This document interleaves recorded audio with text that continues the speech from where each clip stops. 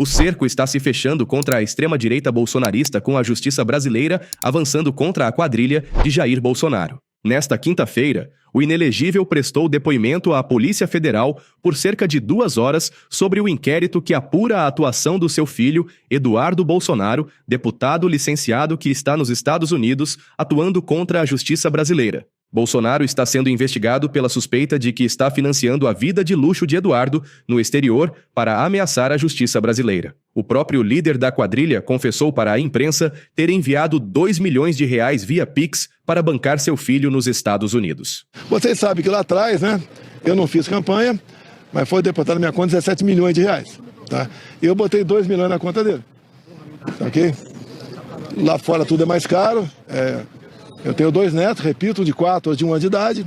Ele está lá fora, eu não quero que ele passe por dificuldades. É bastante dinheiro. Lá nos Estados Unidos pode ser nem tanto, $350 mil, mas eu quero o bem-estar dele e graças a Deus eu tive como depositar dinheiro na conta dele. O líder da quadrilha criminosa declarou que não fez campanha para arrecadar o dinheiro. Porém, o dinheiro é oriundo dos cerca de R$17 milhões arrecadados em junho de 2023 em uma campanha entre apoiadores para o pagamento de multas aplicadas pelo governo de São Paulo na administração de João Dória por não usar máscara da pandemia de Covid-19. O inelegível também alegou que o seu filho está nos Estados Unidos trabalhando pela democracia, mas o deputado do PL de São Paulo já anunciou por diversas vezes seu lobby com políticos republicanos contra o judiciário brasileiro. O Alexandre de Moraes ele é um ditador muito sarcasmo, né? Ele deve estar se deleitando agora com essa situação, mas também o lado racional dele deve ter ligado o alerta. Fica tranquilo, Alexandre de Moraes. Vamos ver quem vai rir por último nessa história toda, né? Semana passada eu estava dentro da Casa Branca numa reunião. Obviamente não vou falar o teor dela ou qual autoridade que a gente se reuniu, mas existem desdobramentos dos próximos passos disso tudo. Os desdobramentos citados por Eduardo Bolsonaro está relacionado com a possibilidade de Washington aplicar sanções contra o ministro Alexandre de Moraes, do STF, com base na Lei Magnitsky. O próprio secretário de Estado norte-americano, Marco Rubio, confirmou esta possibilidade na Câmara dos Representantes dos Estados Unidos. What do you intend to do, and would you be looking at Supreme Court justice sanctioning of Alexandra de Moraes under the Global Magnitsky Act? That is under review right now, and it's a great possibility that will happen. Thank you so much, Mr. Secretary. With that, I yield back. Porém, as ameaças de Eduardo Bolsonaro contra Alexandre de Moraes parecem não estar intimidando o ministro da Suprema Corte brasileira. Nesta semana, Moraes declarou que a democracia brasileira saberá se defender de inimigos nacionais e internacionais. Pouco importa quais são ou quais serão as agressões.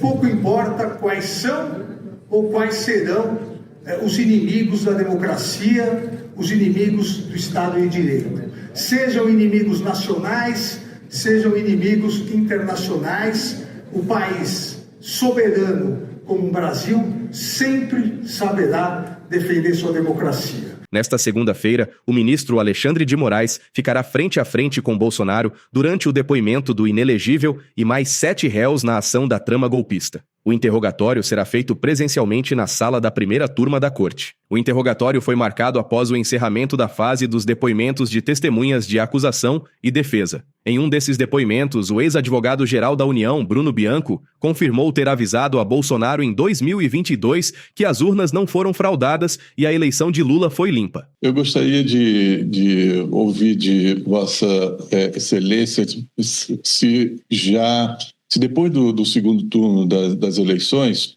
houve algum encontro em que o senhor estava presente e em que se indagou que o presidente da República, se ele indagou alguma coisa sobre alguma possibilidade jurídica de reverter os resultados das urnas. Houve alguma reunião nesse sentido? Pois não, Excelência, houve uma reunião, eu fui a uma reunião com o presidente da República, também, na verdade, eu fui em outras reuniões, mas para tratar assuntos específicos da Advocacia Geral da União. Então, me lembro que nós tínhamos alguns temas ainda bastante pulsantes, como, por exemplo, a revisão da vida toda, que eu despachei até no Supremo Tribunal Federal com, então, o Advogado-Geral da União. Mas, em relação ao tema que o senhor me pergunta, houve uma reunião. O presidente da República, salvo a falha na minha memória, ele foi específico sobre como havia ocorrido o pleito eleitoral. Me perguntou se eu havia visto algum tipo de problema jurídico. Eu, de pronto, respondi que não. Eu disse que o pleito eleitoral, na minha ótica, tinha corrido de maneira absolutamente correta e legal, sem nenhum tipo de problema jurídico. Ele falou assim, você vislumbra algum problema ou algo que possa ser questionado? E eu disse que não, que absolutamente não. Eu disse que tinha uma comissão acompanhando, disse que a eleição foi absolutamente transparente. Essas foram as minhas ponderações e o presidente da República, pelo menos na minha frente, se deu por satisfeito. E ele chegou.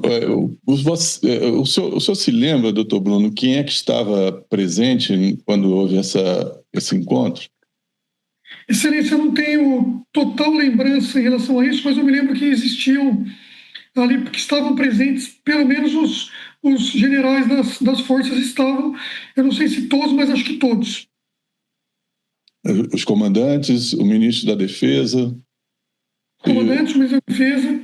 Tá certo. E o ministro da Justiça, esse o senhor não se recorda se estava? Eu não me recordo, Excelência, eu acho que ele não estava, mas eu não me recordo. Salvo o melhor juízo, ele estava no Palácio, mas acho que nesse encontro o presidente havia me chamado e até, eu não tenho total especificidade em relação a isso, mas acho que o presidente me perguntou até em pé, e eu já me retirei da reunião. Foi uma interação bastante breve ali, salvo o melhor juízo, mas ele me perguntou, tinha algumas pessoas no Palácio, e eu até pensei que nós ali estávamos para falar sobre transição. Eu já havia feito a portaria de transição e nesse período o presidente iria anunciar a transição, de fato o fez. Ali eu participei junto ao ministro Ciro de uma coletiva, não sei, acho que o ministro Rogério Marinho estava, enfim, tinha algumas pessoas ali em uma coletiva de imprensa.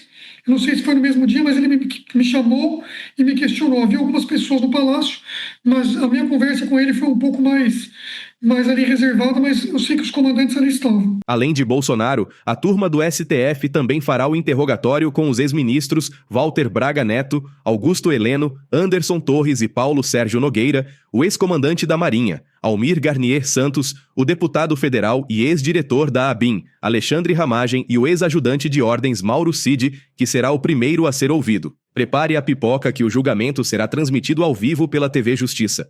A primeira turma do Supremo Tribunal Federal também formou maioria nesta sexta-feira contra os recursos da deputada federal Carla Zambelli e do hacker Walter Delgatti Neto, condenados por invasão ao sistema do Conselho Nacional de Justiça. Por unanimidade, os ministros mantiveram a condenação contra Zambelli a 10 anos de prisão, encerrando a possibilidade de novos recursos ordinários. Abre, assim, o caminho para o cumprimento da pena de prisão e da perda do mandato na Câmara dos Deputados. Já há uma ordem de prisão preventiva contra Zambelli, após ela ter fugido do Brasil. Após a fuga de Zambelli, parlamentares do governo alertam para o risco de fuga de Bolsonaro, que já está com o seu passaporte retido por prevenção. O deputado Lindbergh Farias chegou a solicitar à PGR que Bolsonaro use tornozeleira eletrônica. Pessoal, hoje o Jair Bolsonaro foi depor na Polícia Federal.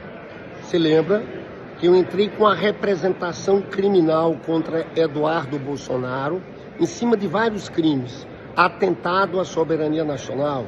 Ele está tentando sanções contra os ministros do Supremo, contra Alexandre de Moraes. Pois bem, eu, porque entrei em representação, fui chamado a depor, apresentei as provas, um dossiê.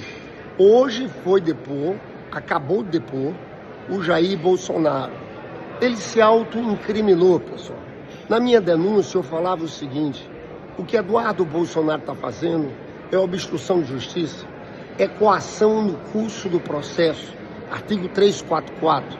Isso é o seguinte, ele está querendo atrapalhar um julgamento do Supremo que envolve o seu pai.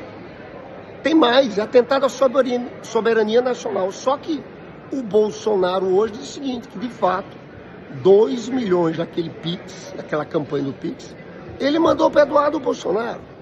Então está claro que essa campanha internacional, a campanha nos Estados Unidos contra o Supremo, é financiada pelo Jair Bolsonaro, que quer uma sanção contra Alexandre de Moraes. Então ele quer obstruir uma investigação no Supremo. Ele quer atrapalhar, o nome disso é coação no curso do processo, é um crime. Artigo 344 do Código Penal. Então hoje Jair Bolsonaro se auto-incrimina. Mais do que isso, aqui o atentado à soberania nacional.